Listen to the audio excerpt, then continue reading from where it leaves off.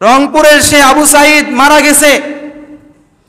এক আবু সাঈদ এভাবে গুলির সামনে নিজেকে বিলীন করে দিয়েছে, কিন্তু হাজার হাজার আবু সাঈদকে আল্লাহ রাব্বুল আলামিন তৈরি করে দিয়েছে। হাজার হাজার আবু সাঈদ তার ঘরে গিয়েছে, তার জানাজায় অনেক লোক সমাগম হয়েছে। আমি বলবো এমন মৃত্যুই তো প্রত্যেকটা ইমানদারের কামনা করা দরকার। সে মারা গেছে, কিন্তু মনে হচ্ছে সে এখনো আমাদের মাঝে জীবিত আছে, লক্ষ ছাত্র জনতার মাঝে জীবিত আছে। তার নামে শহীদ আবু সাঈদ চত্বর হয়েছে, তার নামে ক্যাম্পাসের গেট হয়েছে, তার নামে এভাবে রংপুর শহীদ চত্বর হয়েছে। তো এর থেকে বড় অবদান আর কি হতে পারে? আপনি মনে করবেন অভাবী পরিবারের সন্তান চলে গেছে, অভাব কিভাবে নির্ণয় হবে? এখন তো নেট ওয়াইফাই সব বন্ধ, খোঁজ খবর পাওয়া যাচ্ছে না। গত একদিনের খবর, তার পরিবারকে 10.5 লক্ষ টাকা ছাত্র সমাজ দিয়েছে। কত টাকা? 10.5 লক্ষ টাকা ছাত্র সমাজরা দিয়েছে। এখন সময়ের উপযোগী কথা এই মিম্বার থেকে হওয়া প্রয়োজন। আপনি মনে করবেন যে ইমাম কেন সামাজিক বিষয়ে, রাষ্ট্রীয় বিষয়ে কেন এখান থেকে কথা বলতেছে? না, এখান থেকেই রাষ্ট্র পরিচালনা হয়েছে, এখান থেকেই দিকে দিকে প্রান্তে প্রান্তে সব জায়গাতে ইসলামের বিচলন হয়েছে। অতএব সমস্ত কথা, সমস্ত সিদ্ধান্ত, সব বিষয়ে মসজিদের মিম্বার থেকেই হওয়া উচিত। এখনো বাংলাদেশের অনেক সমাজ আছে যে সমাজের সালিস, দরবার, বিচার, আচার সব কিছু মসজিদের মিম্বারে বসে হয়। অতএব যেই দিন এই দেশে কোরআন এবং হাদিসের আইন বাস্তবায়ন হবে, ওই দিন আর 1 লাখ টাকার ছাগল আর 15 লাখ টাকায় বিক্রি হবে না। ওই দিন আর বিসিএস এর প্রশ্ন আর কখনো ফাঁস হবে না। যেই দিন এদেশে কোরআন এবং হাদিসের আইন বাস্তবায়িত হবে, কোরআন বলেছেন ওয়াসসারিকু ওয়াসসারিকাতু, চোর এবং চুরুনি যখন চুরি করবে তখন তার হাতের কবজি কেটে দেওয়া, এটা কোরআনের আইন, এটা কোরআনের আইন। আপনি বিশ্বাস না করলে আপনি 6 নম্বর পারার সম্ভবত 11 থেকে 13 নম্বর পৃষ্ঠার শুরুতে আয়াত আছে, আপনি খুলে দেখেন। আল্লাহ বলেছেন চোর এবং চুরুনি যখন চুরি করবে তখন তার শাস্তির বিধান হচ্ছে তাদের হাতের কবজি কেটে দেওয়া। যখন মদিনার এক বড় ধনাঢ্য পরিবারের মেয়ে যখন চুরি করেছে, সাহাবায়ে কেরামদের মধ্যে বলাবলি হচ্ছে যে এত বড় বংশীয় পরিবারের মেয়ে, তার ব্যাপারে যদি রাসূল এই আয়াত আমল জারি করে তাহলে মদিনার মধ্যে বিদ্রোহ সৃষ্টি হবে। কোন সাহাবী সাহস পাচ্ছে না রাসূল সাল্লাল্লাহু আলাইহি সাল্লামের কাছে এসে একথা বলবে যে ইয়া রাসূলুল্লাহ, আইনটা কোনোভাবে যদি শীতল করা যেত। কোন সাহাবীর সাহস নেই। এক পর্যায়ে এক সাহাবী রাসূল সাল্লাল্লাহু আলাইহি সাল্লামের কাছে এসে বলতেছে, ইয়া রাসূলুল্লাহ, মদিনার যেই মহিলা চুরি করেছে তার যাচ্ছেন, উনি তো মদিনার সম্ভ্রান্ত পরিবারের মহিলা, বংশীয় পরিবারের মহিলা, ওনার ব্যাপারে যদি হাতের কবজি কাটার আইন বাস্তবায়িত হয় তো মদিনার মধ্যে বিদ্রোহ সৃষ্টি হয়ে যাবে। আপনি জানেন আল্লাহ রাসূল সাল্লাল্লাহু আলাইহি ওয়াসাল্লাম কি উত্তর দিছে? জানেন আল্লাহর হাবিব সাল্লাল্লাহু আলাইহি ওয়াসাল্লাম কি দৃষ্টান্ত স্থাপন করছে? আমি তো আজও সেই কথা মনে করলে, যেদিন আমি এই কথা পড়েছিলাম, আমার গায়ে কাঁটা দিয়ে ওঠে যে ইসলামিক সমাজ যদি সমাজে বাস্তবায়ন করা যেত তাহলে ন্যায্য আদায় অধিকারে কখনো বিলম্ব হতো না। রাসূল সাল্লাল্লাহু আলাইহি ওয়াসাল্লাম সাহাবীকে বলতেছে, হে আমার সাহাবীরা, তোমরা স্পষ্টভাবে শুনে রাখো, যদি আমার কলিজার টুকরা ফাতেমাও যদি আজকে এই চুরি করে থাকতো, আমি রাসূল সাল্লাল্লাহু আলাইহি ওয়াসাল্লাম তার ব্যাপারে আইন প্রয়োগ করার ব্যাপারে যাররা পরিমাণ দ্বিধাবোধ করতাম না। সুবহানাল্লাহ। আমার কলিজার টুকরা ফাতেমাও যদি আজকে অন্যায় করে থাকতো, আমার কলিজার টুকরা ফাতেমাও যদি আজকে অপরাধ করে থাকতো, আমি তার ব্যাপারে আইন বাস্তবায়ন করতে বিন্দু পরিমাণ দ্বিধাবোধ করতাম না। ওয়া মাওলানা মুহাম্মাদান আবদুল্লাহি ওয়া রাসূলুহু صلى الله تعالى عليه وعلى آله وأصحابه وأزواجه وأهل بيته أجمعين. وقال تعالى في كلامه المجيد وفي فرقانه الحميد. সকলে আমার সাথে পড়ি أعوذ بالله من الشيطان الرجيم بسم الله الرحمن الرحيم تبت يدا أبي لهب وتب ما أغنى عنه ماله وما كسب سيصلى نارا ذات لهب وامرأته حمالة الحطب في جيدها حبل من مسد.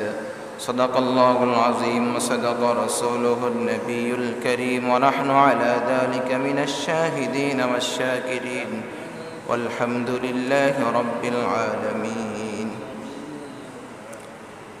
الحمد لله সে মহান রব্বুল আলামিনের দরবারে অগণিত অসংখ্য শুকরিয়া সুজুদ যে মহান রব্বুল আলামিন পবিত্র জুমার দিনে আল্লাহর ঘর মসজিদে এসে কিছু কথা বলা এবং শোনার তৌফিক দান করেছেন। এই জন্য হৃদয়ের গভীর থেকে শুকরিয়া আদায় করে পড়ি আলহামদুলিল্লাহ।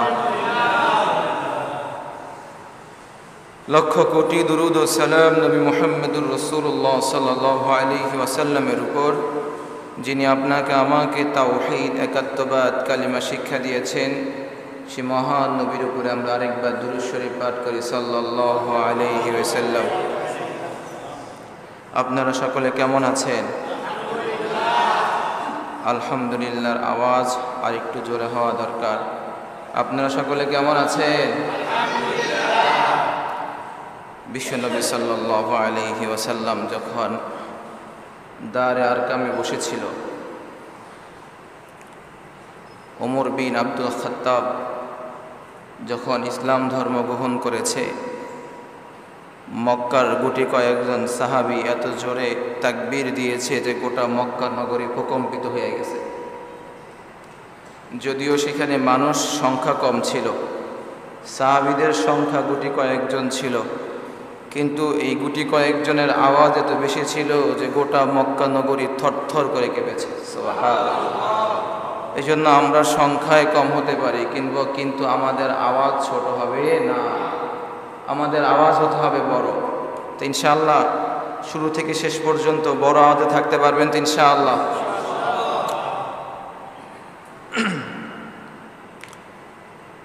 আজ আমরা জুমার খুতবার জন্য বসেছি।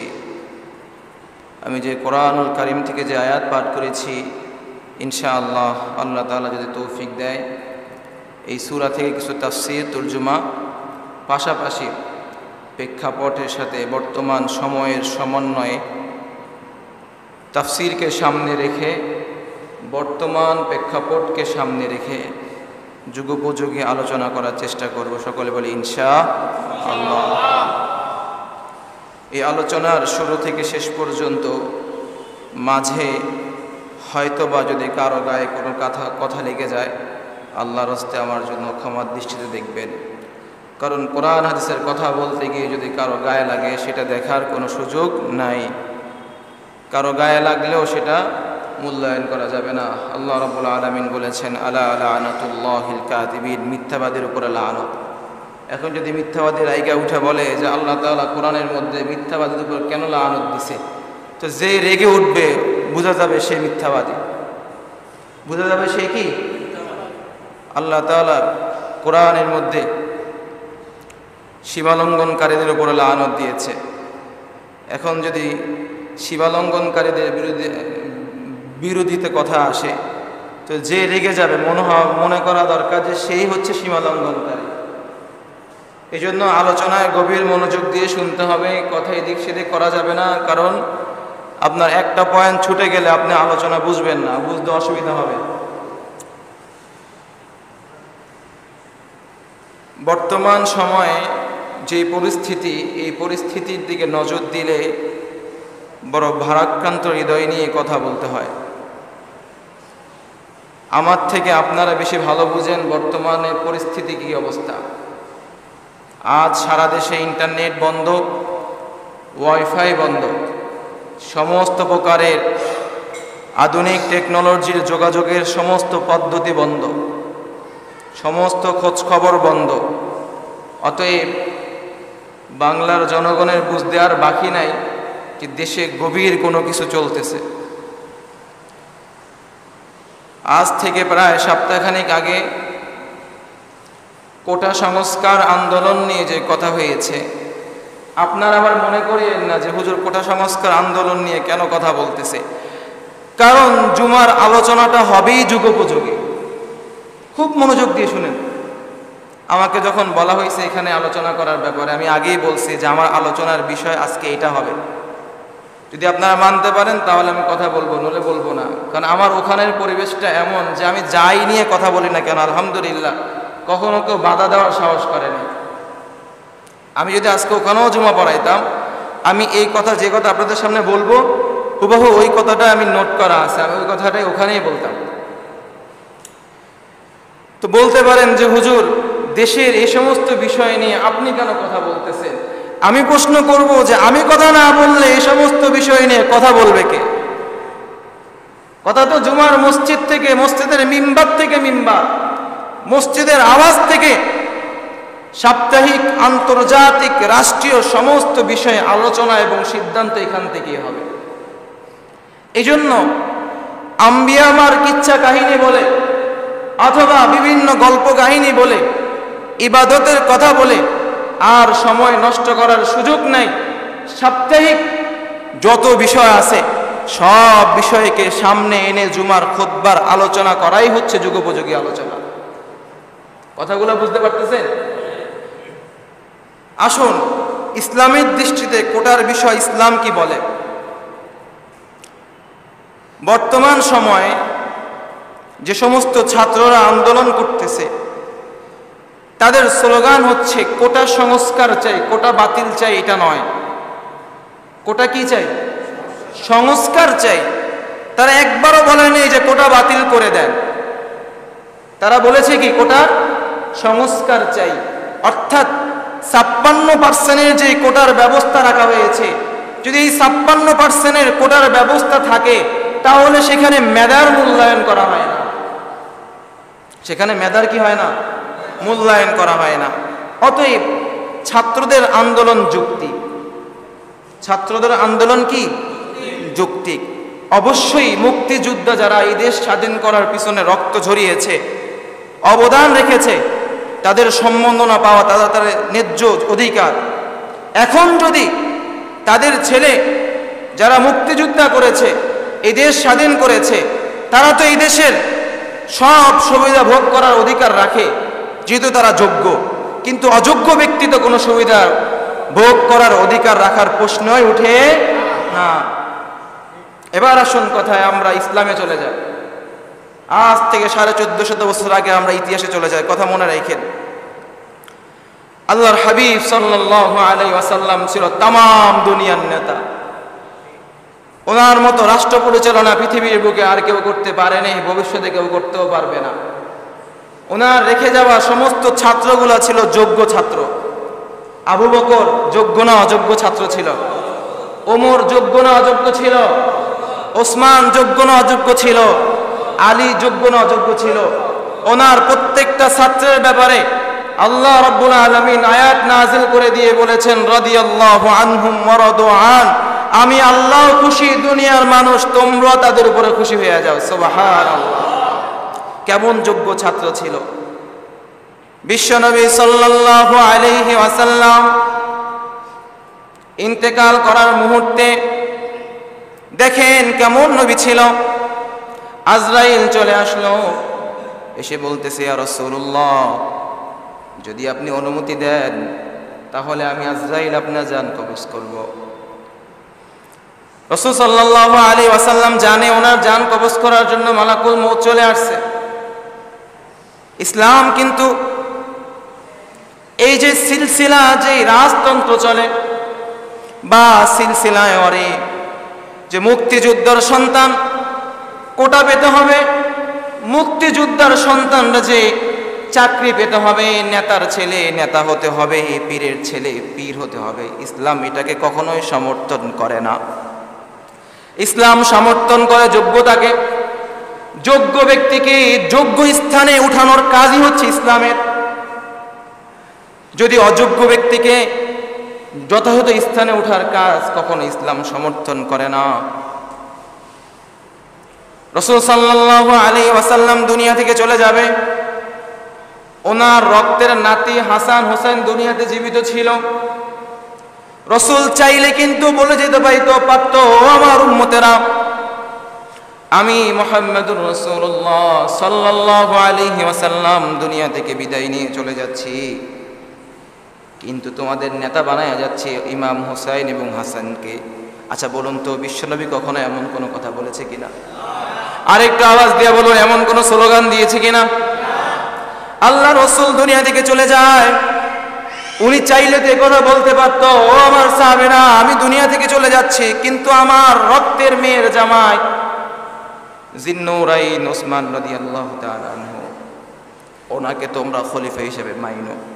এমন কোন কথা বিশ্বনবী বলেছেন? তাহলে রাসূল সাল্লাল্লাহু আলাইহি ওয়াসাল্লাম দুনিয়া থেকে চলে যাওয়ার জন্য সময় কাউকে খেলাফতের দায়িত্ব দিয়ে যায় না। রাসূল খুব ভালো করেই জানতো যে যে খেলাফতের দায়িত্ব পাবে, যে খলিফা হবে, তাকে জনগণ নির্ণয় করবে এবং জনগণ নির্ণয় করবে তার সমস্ত গুণকে ইসলামের পাল্লায় মেপে সে আসলেও কি খলিফা হওয়ার যোগ্যতা রাখে কি রাখে না, এই সিদ্ধান্ত জনগণের উপরে ছেড়ে দিয়েছে, সাহাবায়ে কেরামদের উপরে ছেড়ে গিয়েছে। রাসূল দুনিয়া থেকে চলে যাওয়ার সময় কারোর ব্যাপারে বলে যায়নি যে আমার পরে অমুকে খেলাফতের দায়িত্ব পাবে, এই কথা একবারও বলে যায়নি। এই জন্য ইসলাম পীরের ছেলে পীর হবে, নেতার ছেলে নেতা হবে, এভাবে এমপির ছেলে এমপি হবে। ইসলাম কখনো এ কথা বলে যায়? ইসলাম যোগ্যতাকে সমর্থন করে। বলুন, সবাই বলুন, ইসলাম কাকে সমর্থন করে? যোগ্যতাকে। অযোগ্য ব্যক্তিকে কখনো ইসলাম সমর্থন করে না। রাসূল দুনিয়া থেকে চলে যাওয়ার পরে সাহাবায়ে কেরামরা, সমস্ত সাহাবায়ে কেরামরা প্রতিনিধি নিযুক্ত করছে কয়েকজন সাহাবীকে, যে আমরা সবাই মিলে আপনাদেরকে প্রতিনিধি পাঠাইলাম, আপনারা বসে সিদ্ধান্ত নেবেন কাকে খেলাফতের দায়িত্ব দেওয়া যায়। ওমর, ওসমান, আলী, বড় বড় সাহাবায়ে কেরামরা বসে মসজিদের ভিতরে সিদ্ধান্তের মধ্যে বসলো কাকে খেলাফতের দায়িত্ব দেওয়া যায়, কাকে খেলাফতের দায়িত্ব দেওয়া যায়। 3 দিন বারবার শুরা বসার পরে, মিটিং বসার পরে 3 দিন পর সিদ্ধান্ত হলো যে খেলাফতের দায়িত্ব আবু বকর সিদ্দিক রাদিয়াল্লাহু তাআলা আনহুকে দেওয়া হোক। আবু বকর রাদিয়াল্লাহু তাআলা আনহু যখন দুনিয়া থেকে বিদায় নিয়ে চলে যায়, তখনও কিন্তু উনি কাউকে খেলাফতের দায়িত্ব দিয়ে যাননি। উনি বলেননি যে আমার পরে অমুকে খেলাফতের দায়িত্ব পাবে। উনিও জনগণের উপর ছেড়ে দিয়েছে যে জনগণ যোগ্য ব্যক্তিকে নির্ণয় করবে যে কে এই দেশ শাসন করার যোগ্যতা রাখে। আবার উনি চলে গেছে, আবার সবাই মিলে, প্রতিনিধিরা মিলে আবার সিদ্ধান্ত বসছে কাকে খেলাফতের দায়িত্ব দেওয়া যায়। ওই প্রতিনিধিরা তো ছিল জনগণের পক্ষ থেকে, জনগণ বলে দিয়েছে আপনারা যে সিদ্ধান্ত নেবেন ওই সিদ্ধান্তের উপরে আমরাও একমত পোষণ করব। প্রতিনিধিরা সিদ্ধান্ত দিল আবু বকরের পরে সবথেকে বড় যোগ্যবান ব্যক্তি হচ্ছে হযরত ওমর রাদিয়াল্লাহু তাআলা আনহু। ওমর রাদিয়াল্লাহু তাআলা আনহু খেলাফতের আমলের, খেলাফত তো এখন বলার সুযোগ নাই যেহেতু আজকের আলোচনার বিষয়বস্তু অন্য একটা। আল্লাহ তৌফিক দিলে ওমর রাদিয়াল্লাহু তাআলা আনহু খেলাফতের সময় কেমন ছিল বলার চেষ্টা করব ইনশাআল্লাহ। ওমর রাদিয়াল্লাহু তাআলা আনহু দুনিয়া থেকে বিদায় নিয়ে চলে যাওয়ার পর কাউকে বলে যায়নি যে আমার পরে খলিফা অমুক হবে। উনি দুনিয়া থেকে চলে যাওয়ার পরে জনগণ উপরে ছেড়ে দিয়েছে, জনগণ নির্ণয় করবে কাকে খেলাফতের দায়িত্ব দেওয়া যায়। ওমরের ছেলে তখন কিন্তু ছিল, আব্দুল্লাহ ইবনে ওমর দুনিয়াতে ছিল।